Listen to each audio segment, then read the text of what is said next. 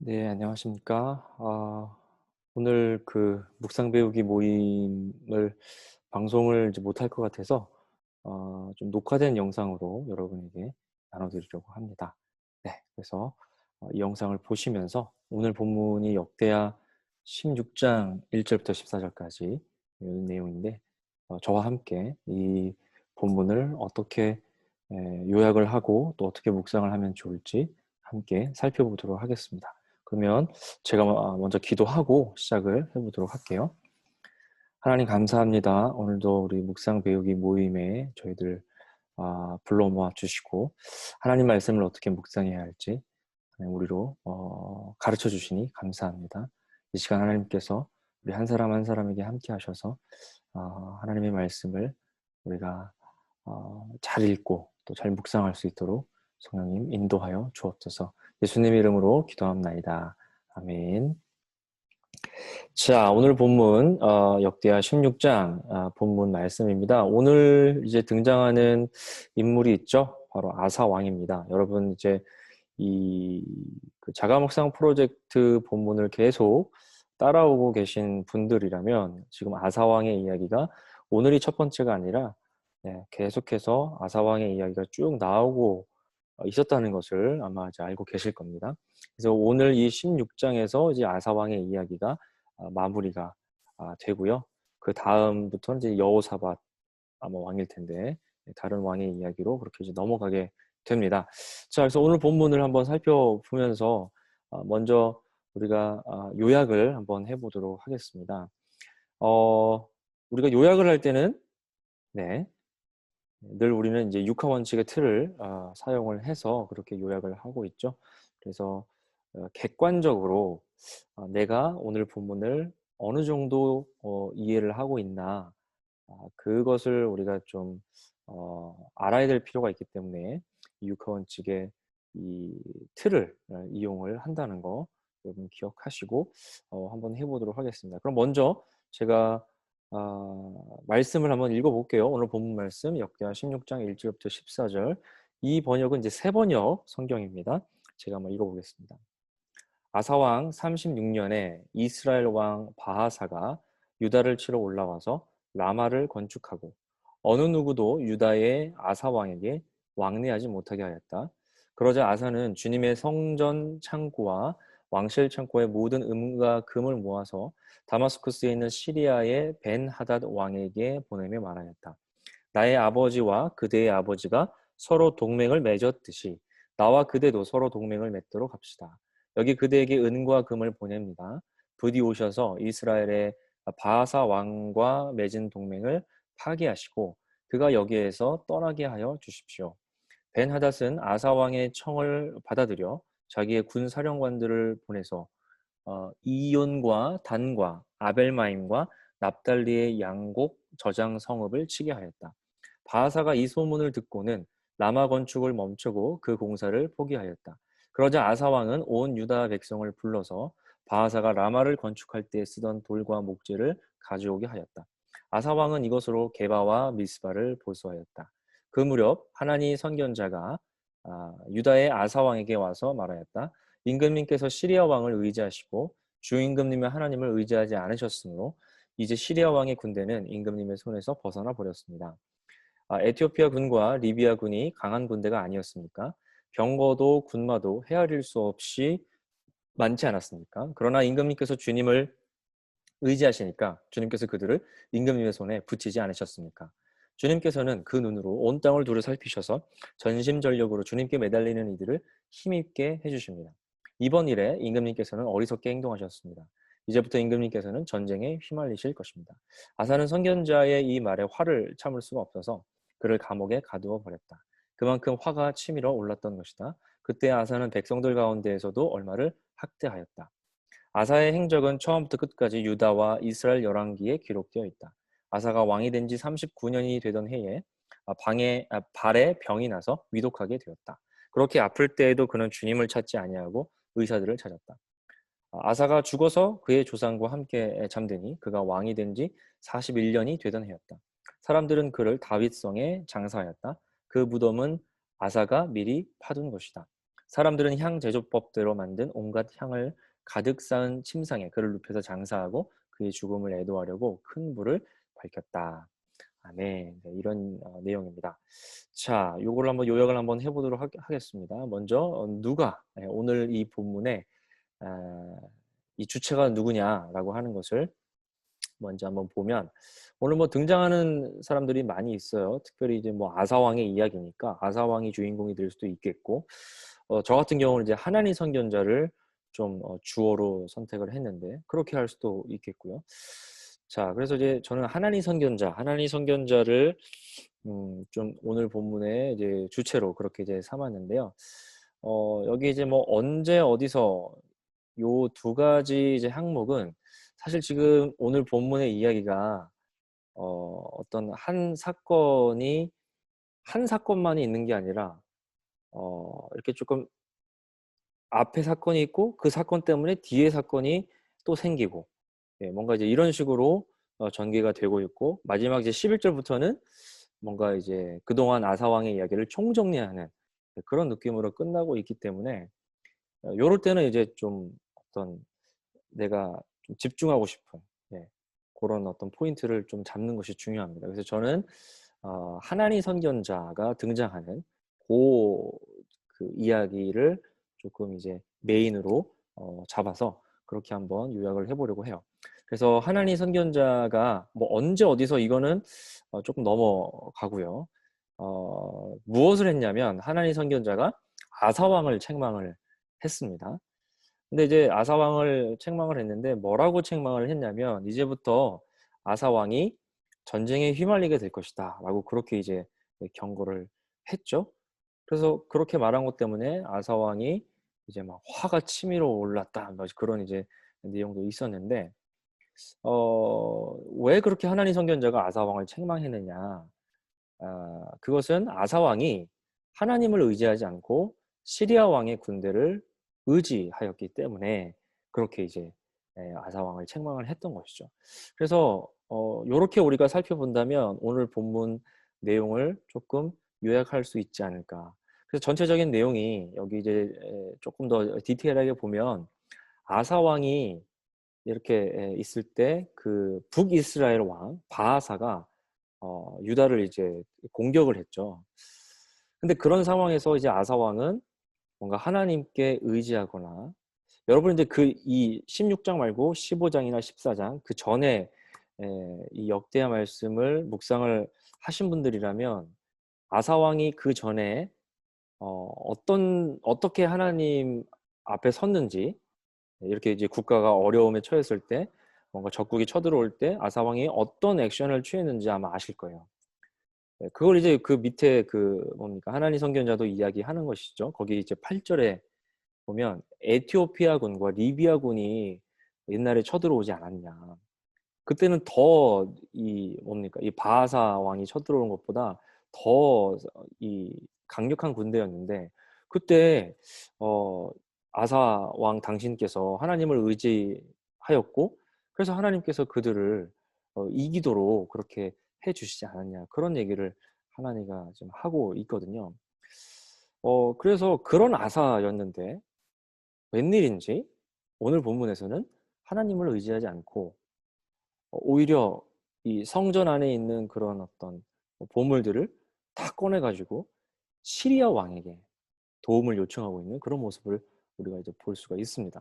근데 참 이 부분이 아이러니한 것이 그렇게 이제 그 뭡니까 벤하닷 왕, 시리아 왕 벤하닷 왕에게 도움을 요청을 하고 그래서 시리아 왕이 도와줘요. 근데 그것이 먹히더라는 거죠. 도움이 되더라는 겁니다. 그러니까 그게 이제 좀 굉장히 뭐랄까 마치 그 욥이 이렇게 하나님의 명령을 어기고 다른 곳으로 도망가려고 배를 탔을 때 다시스로 가려고 배를 타려고 했을 때 마침 배가 그렇게 있었던 것과 이제 같은 뭔가 그런 상황이 아닌가. 그래서 참 아이러니하게도 그렇게 이제 이게 먹혀 들어갑니다. 이게 더 이제 독이었겠죠 하사왕에게. 이렇게 해도 되는구나 그렇게 아마 생각을 하도록 했을 테니까요. 근데 그것에 대해서 이제 하나니 선견자가 아사 왕에게 나타나서 그것을 이제 책망을 하게 됩니다. 어 근데 이제 정말 아사 왕이 좀 변했어요. 네. 그래서 아까도 얘기했지만 선견자가 어 하는 그 책망을 수용을 못 하는 거죠. 네. 그래서 굉장히 화를 냅니다. 그러고 나서 이제 11 절로 이제 넘어가면 그렇게 아사 왕의 어떤 일대기를 정리를 하면서 이 아사 왕이 어 한 번은 이제 발에 병이 나 가지고 굉장히 위독하게 됐는데 그때도 하나님을 의지하기보다는 의사들을 찾았다. 그런 이제 기록이 있습니다. 그래서 아사 왕이 이렇게 뭔가 처음에는 괜찮았던 왕이었는데 좀 뒤로 가면서 뭔가 변질이 되는 이제 그런 모습들을 우리가 볼 수 있습니다. 그래서 하여튼 이 전체적인 내용들을 볼 때 하나니 선견자가 아사 왕을 책망했다라고 하는 게 오늘 본문의 어떤 어떤 핵심 포인트랄까요? 요약으로 어 그렇게 삼으면 좋지 않을까 생각이 듭니다. 그래서 그 요약을 한 줄로 이제 풀어본다면 이렇게 할 수 있을 것 같아요. 아사 왕이 하나님을 의지하지 않고 시리아 왕의 군대를 의지하였기 때문에 하나님 선견자가 아사 왕을 책망하였다. 요렇게 저는 한번 요약을 한번 해봤습니다. 네, 그러고 나서 이제 두 번째는 질문을 이제 우리가 해보는 건데요. 가장 좀 이제 드는 어떤 질문은 '아사 왕이 왜 이렇게 변질이 되었을까?'라고 하는 이제 질문을 우리가 던져볼 수 있을 것 같아요. 왜냐면 아까도 얘기했지만 그 앞전에 그 본문 속에서는 하나님을 굉장히 잘 의지를 했고 또 그래서 막 개혁도 하고 그랬던 왕인데 '무슨 연유로 이렇게 변질이 되었을까?' 그런 질문들을 우리가 해볼 수가 있겠죠. 그래서 여러분 본문을 늘 읽으시고 이제 묵상을 하실 때 요약도 굉장히 중요하지만 질문을 하는 그런 습관을 키우는 것이 또 묵상을 하는 데 있어서 굉장히 또 중요한 부분입니다. 그래서 여기 제가 이제 써 놨지만 질문 본문을 읽고 뭔가 뭐 어떤 거라도 괜찮아요. 질문이 없다라고 하는 것은 어떤 면에서 보면 아직 본문 속에 깊이 들어가지 못했다는 의미가 될 수도 있습니다. 그러니까 이게 본문을 좀 얕게 보고 있는 것으로 그렇게 아 이제 볼 수도 있거든요. 그래서 늘 질문을 하려고 하는 그런 습관을 가지는 게 묵상을 하는 데는 굉장히 큰 도움이 됩니다. 자, 이렇게 넘어가고요. 세 번째는 묵상과 적용입니다. 그러면 요렇게 이제 우리가 요약도 하고 질문도 한번 던져 봤는데 어떤 식으로 묵상의 포인트들을 잡을 수 있을까? 한 가지 제가 요렇게 저는 요렇게 한번 잡아 봤습니다. 여기 이제 보시면 "하나님은 어떤 분이냐?" 오늘 본문 속에서 우리가 발견할 수 있는 하나님은 당신을 의지하는 자들을 그냥 두지 않으시고 힘을 주시는 분이다. 이렇게 에, 뭔가 그 묵상 포인트를 잘 볼 수 있을 것 같습니다. 요거는 이제 오늘 본문 중에 이제 특별히 9절, 9절에 보면 주님께서는 그 눈으로 온 땅을 두루 살피셔서 전심전력으로 주님께 매달리는 이들을 힘있게 해주십니다라고 하는 이 9절 그 좀 포인트가 묵상 포인트로 우리가 가져올 수 있을 것 같아요. 그래서 하나님은 당신을 의지하는 사람들을 그냥 두지 않으시고 힘을 주시는 분. 여기 본문에 보면 그런 하나님을 의지하는 자들을 하나님이 어떻게 하시냐면 찾으신다는 여기 이야기가 있어요. 네, 주님께서는 그 눈으로 온 땅을 두루 살피셔서 나를 의지하는 자들을 그렇게 찾고 계신다라고 하는 거죠. 그래서 하나님은 자기를 찾고 있는 자들을 자기를 의지하려고 하는 자들을 그냥 두지 않으시는 그런 분이구나라고 하는 것을 우리가 알 수 있습니다. 그렇다면 이제 그런 하나님께 우리가 반응을 해야 되겠는데 어떻게 이제 우리가 반응을 해야 되나? 저는 이제 요걸 좀 생각을 하면서 역시나 이제 16장 그 9절을 좀 묵상을 하면서 전심전력으로라는 그 표현에 조금 생각을 더 좀 하게 되었습니다. 전심전력으로 하나님을 의지하는 것은 어떤 모습일까? 그것에 대해서 좀 생각을 해보게 됐는데 이것이 이제 뭔가 내 스스로에게 질문이 좀 되더라고요. 그러니까 나는 전심전력으로 하나님을 찾고 있나라고 하는 것. 그 부분에 있어서 우리가 뭐 그것을 어떤 뭐 정확한 기준이 있어서 객관적인 기준이 있어서 이렇게 해야 전심전력으로 하나님을 찾는 거지. 뭐 그렇게도 생각할 수 있겠지만 사실 내가 내 자신을 알잖아요. 그래서 전심전력으로 내가 하나님을 찾고 있나? 라고 하는 그 질문을 내 스스로에게 던질 때 뭔가 본능적으로, 그냥 느낌적으로 그렇게 하고 있는지 안 하고 있는지를 대충은 아는 것 같아요. 네. 뭐 어떤 설명이 없더라도 내가 내 자신을 아니까. 그래서 일단은 좀 그런 부분에서 생각이 들었고, 전심전력으로 하나님을 의지한다는 게 어떤 것일까? 근데 우리가 주의해야 될 것은 오늘 본문을 이제 여러분 읽으시면서 뭔가, 어, 그러니까 그런 거였잖아요. 그 이스라엘 왕 바하사가 쳐들어왔을 때 시리아 왕인 그 벤하닷 왕을 의지했단 말이죠.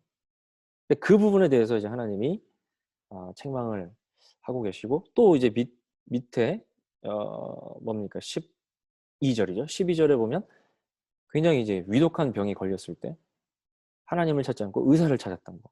이런 것들이 이제 오늘 본문에 나와요.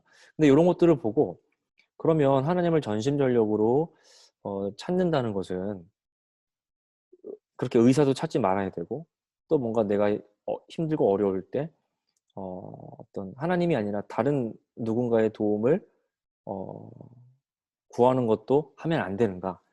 네, 그렇게 우리가 또 생각을 할 수가 있겠죠. 근데 그런 어떤 극단적인 그러한 것을 성경이 우리에게 이야기하고 있는 것은 아닙니다. 요 본문은 이제 좀 그런 뭔가 모습이 있는 것처럼 보인다 할지라도 성경 전체의 이제 맥락에서 보면 그렇게 막 몸이 아픈데 병원도 가지 않고 의사한테 가지도 않고 그냥 기도만 하고 있는 그런 모습이 뭔가 하나님을 의지하는 정말 하나님을 잘 의지하는 그런 모습이라고는 할 수가 없다는 거죠.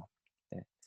그래서 어, 그런 식으로 뭔가 우리가 생각을 하기보다는 여기 이제 제가 뭐라고 써놨습니까? 어려울 때가 아니더라도 평소에 하나님을 의지하자. 그러니까 우리가 뭔가 하나님께 의지한다라고 할 때 좀 우리 스스로 뭔가 이렇게 구분을 좀 짓고 있는 게 아닌가 그런 생각이 듭니다. 그러니까 예를 들면 이런 거죠. 어, 그러니까 우- 어, 내가 생각하기에 별일이 아니다라고 생각하는 것은 별로 하나님께 뭐 기도를 한다거나 하나님을 의지하려고 한다거나 그러지 않는다는 거죠. 그러니까 이 정도는 뭐 그냥 내 스스로 할 수 있는 일이니까 굳이 뭐 하나님께 이런 일까지 시시콜콜하게 기도한다거나 그러지 않는 그런 모습들. 근데 그런 모습들을 우리가 한번 생각을 해본다면 어, 우리가 하나님의 도움을 구할 때 하나님의 도움이라는 것은 어떤 기적적인 능력이랄까요? 그러한 것에만 이제 우리가 포커스가 있는 것은 아닌가. 하나님의 도움이라고 하는 것은 어, 다시 말하면 하나님께서 원하시는 우리가 당신을 의지하기를 우리 하나님 원하시는데 그 모습은 뭔가 정말 어려운 일이 있을 때만 하나님을 의지하는 게 아니라 우리 삶의 모든 영역에서 모든 일들 가운데 하나님을 의지하고 하나님께 그 일을 알려드리고 그냥 내 힘으로 할 수 있는 것이라 할지라도 그 부분을 하나님과 공유하고 나의 그런 어떤 그 삶의 부분을 하나님께 올려드리는 것을 하나님은 원하지 않으실까 그런 생각을 해보게 됩니다. 그래서 이것을 어떻게 하면 좀 더 구체적으로 적용을 할 수 있을까 생각을 해볼 때 기도의 범위를 한번 넓혀보자. 그렇게 적용을 할 수도 있을 것 같아요. 그래서 내가 기도할 때 어,